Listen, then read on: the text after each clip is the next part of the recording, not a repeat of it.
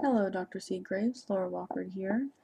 Going to be doing the part 1 of the refinancing decision spreadsheet. Attempted the commercial one, just had so much information and my stuff was all over the place, I just gave up. So I'm going to go do the simple one on part 1. I followed you along and I'm going to build my own now. Let's see, I'm going to start with putting my assumptions along the top and try to put my stuff in order so it's easy to read. I did my price, the loan to value, the loan amount, my rate, term, do my payment, and I'm going to set up my annual payments over here so then we can see it all together.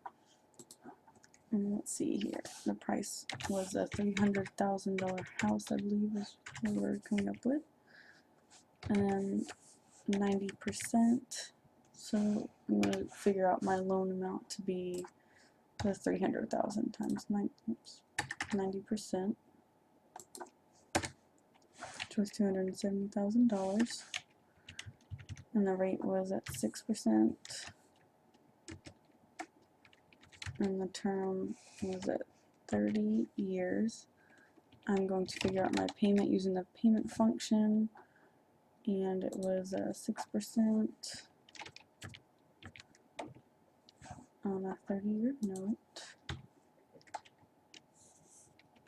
and the present value is the loan amount, not the price. So our payment is $1,618.79. I'm just going to try to keep up with this a little bit of time. Let's see, the annual payment is simply the monthly payment times 12. So our annual payment for this first loan will be $19,425,000. And we're going to assume that we are able to refinance in after 8 years, I believe it was, yeah. So with our new loan assumptions, I will start with finding out the price, which I'm going to go down here and build the amortization schedule so that I can see everything and I can clearly change any of the numbers I want to on my schedule if I want to change it to refinancing in 10 years, etc., etc. So let's see here. Plus, I just like building amortization schedules. They're kind of fun. And it's going to be 360 periods.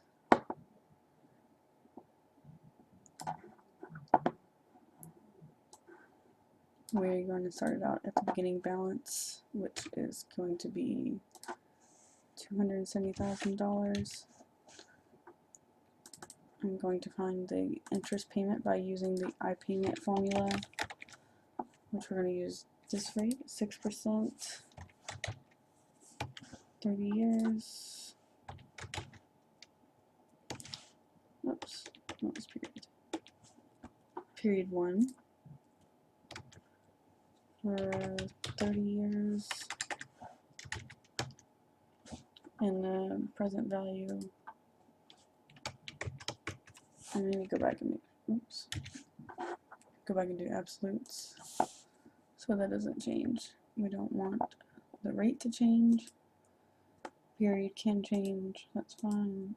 And the present value we do not want to change. So that first interest payment is going to be $1,350. And the principal payment is simply going to be the payment minus the interest payment. So that's $268. So we're not putting that much into principal at first. And the ending balance is simply going to be the beginning balance minus your principal payment. In this case, plus, since we have it as a negative already. So our ending balance in month 1 is going to be $269,000 instead of etc. Okay, and I'm just gonna drag that over there, drag that down, Make sure I don't need any absolutes, which I do. The payment is always going to be the same every month. Try to make sure everything flows nicely before I do all of it.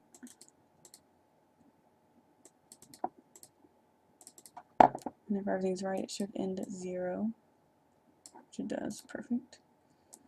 And with my new loan assumptions, I need to find a price, which my price is going to be after 8 years. So that's going to be period 96. I'll just highlight that for quick reference. And the ending balance is $236,985. So I'm just going to use that as a new price, actually as a new loan amount. That'll be our loan amount. And the new assumption is at 4.5% for another 30 years. And I'll just calculate the new payment. And it's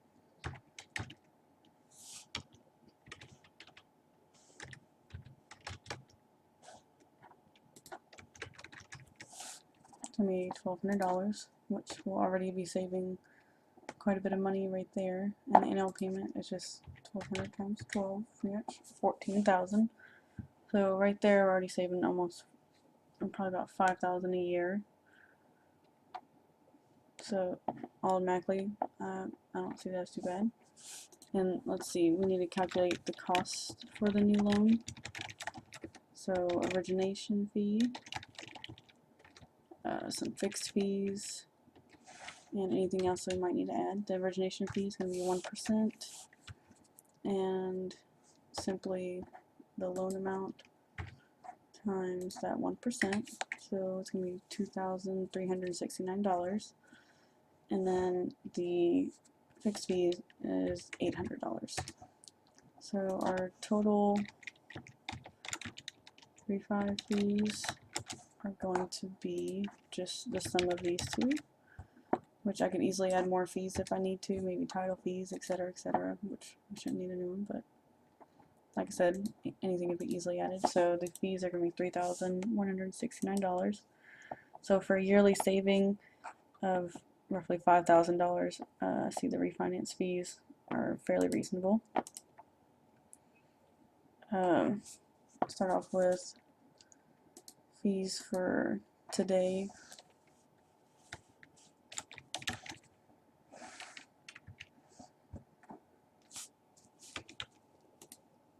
Those would be the fees for today.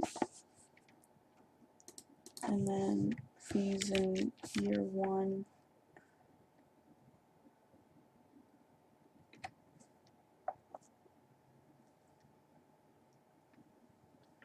is going to be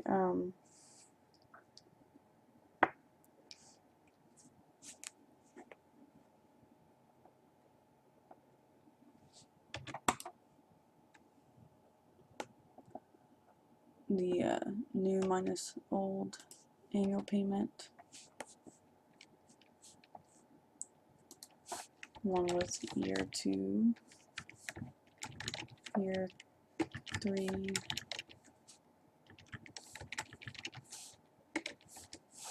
so these savings are these costs over 5 years.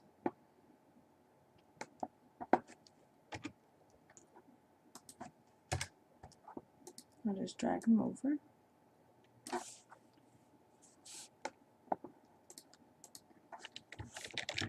These total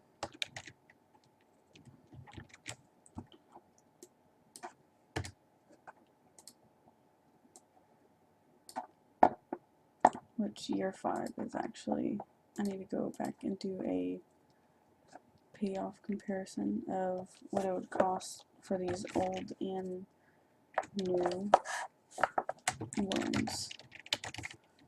So the old loan would have went to 13 years if I wouldn't have refinanced. So we need to find the present value of how much it would be to pay off that loan after 13 years. And let's see here, that rate would have been 6%.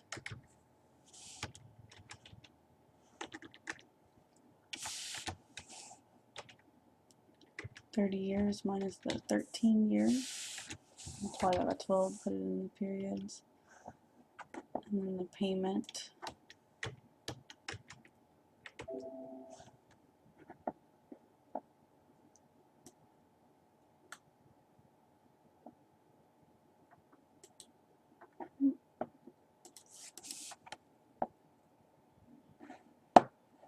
Not right.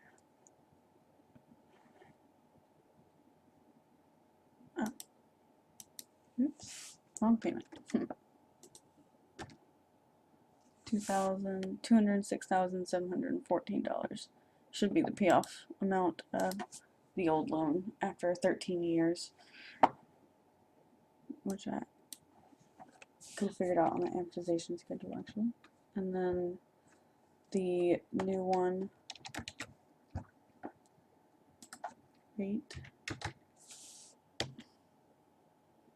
and we're going to do the 30 minus 5 years is 12, and that payment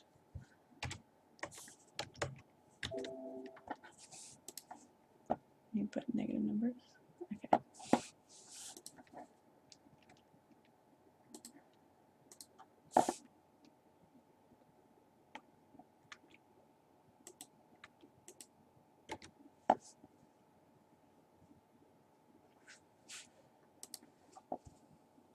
And that is going to be the difference in year 5,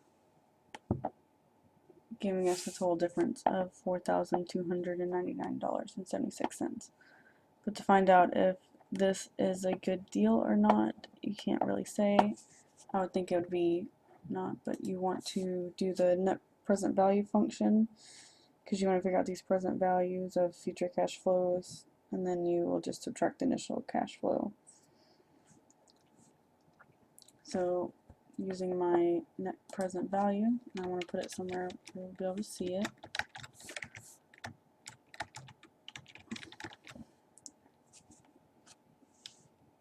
The rate.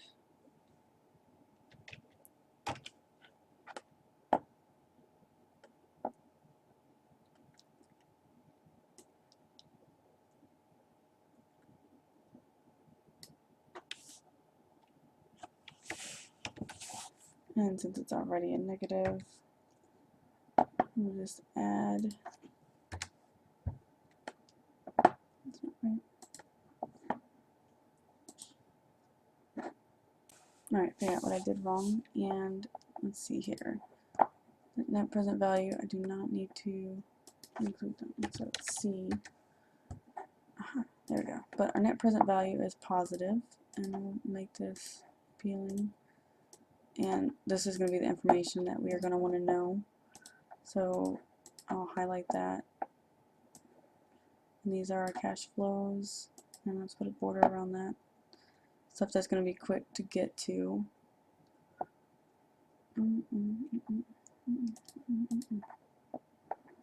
So we'll want all of our quick information to be found.